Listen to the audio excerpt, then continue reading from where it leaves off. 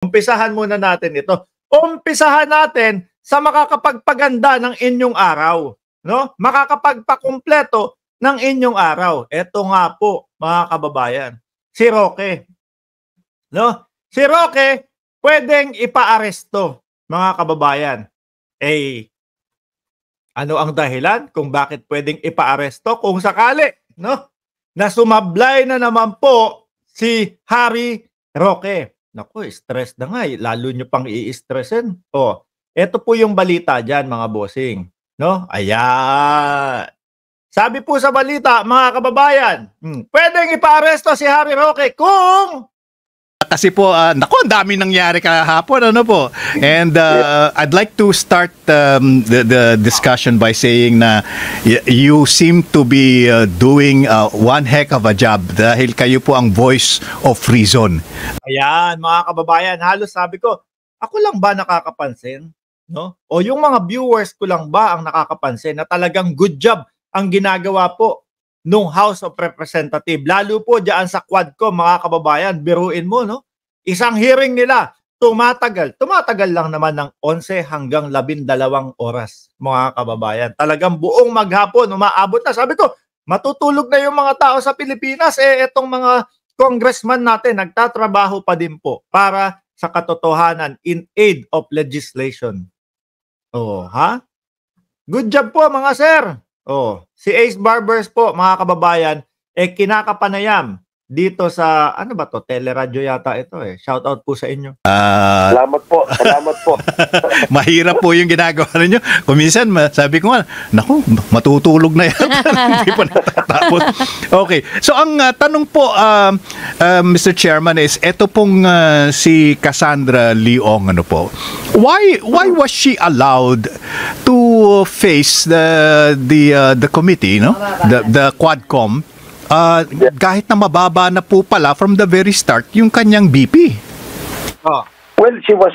Ibang BP ang pinagtuusapan dito. Mababang BP, blood pressure, hindi yung mahina yung Vice President natin o mababa ang kaalaman ng Vice President. Hindi yon, blood pressure, mababa ang BP ni Cassandra Ong. Pero may mga doktor naman po dyan sa Kongreso, mga kababayan. Kaya hinahayaan at inaalaw pa din pong magsalita.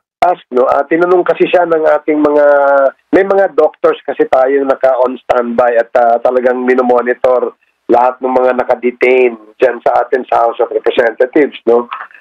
Including the PDLs, no? Tinitingnan talaga sila at sinicheck mga vital signs and all these...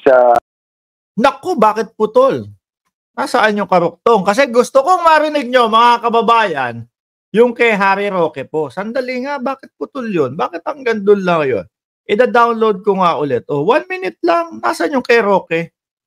Anyway, mga bossing, siguro ito. Ayan. Ida-download ko para maipakita nyo. Kasi ilang beses na din ho na hindi uma-attend itong si Harry Roque doon sa mga pagdinig ho, mga kababayan. No?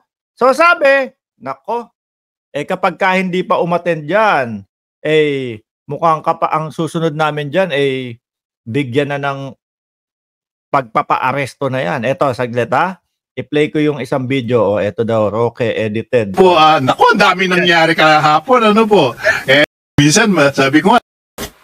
Well, she was asked, no? Tinitingnan talaga sila. Ako, wala nga dito. Pero mga kababayan, karuktong po niyan ng live stream na yan, mga bossing, o yung pag-i-interview, no, kay Ace Barber, sabi, pwede nang ipaaresto si Harry Roque kapag no, hindi niya nasagot ng maayos yung show cause order sa kanya kasi 2 beses na Ano kaya ho ang ginagawa ni Harry Roque, mga kababayan? Hindi ko na rin ho siya masyadong napagkikita ho sa social media. Hindi ho kaya tuluyan na nagtago itong si Harry Roque, mga bossing. I-correct nyo na lang po ako kung lumabas pa siya kasi hindi ko siya nakikita nitong mga huling araw ho, mga kababayan. Wala ho siya, mga kababayan, nitong mga nakaraang araw. Tapos hindi na din po sumisipot dito sa mga hearing na ito, mga bossing. Baka po, lalo na kasi doon sa Kongreso, mga kababayan. Ano po yung nasabi ni Cassandra Ong? Oh, 'di ba nag-uugnay na po kay Harry Roque. Sa Senado naman po, mga kababayan, eto, ang pagpapatawag na kay Alice Go dahil nahuli na din po, mga kababayan. Baka naman sinunod na ni Harry Roque, no, yung payo nila Maharlika na sumibat ka na diyan, no? Gugurgurin ka ng administrasyon na 'yan. Mga kababayan, hindi po ako naniniwala ng basta-basta ganun lang na ang administrasyon po, mga kababayan, trip ka namin, no? Kumokontra ka sa amin yari ka sa amin. Hindi ho ako naniniwala. Kasi ho, mga kababayan, base po sa ginagawang investigasyon sa Senado, sa Kongreso, mga bossing, talagang tumutugma po, no?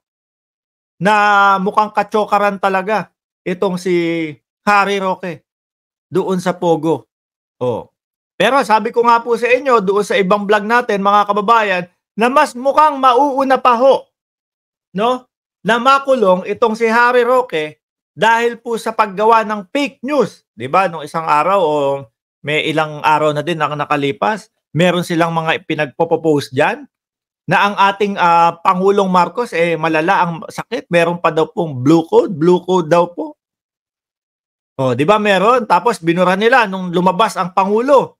Nagpakita ang pangulo na wala naman pong sakit, na maayos. Oh. Masama po 'yan.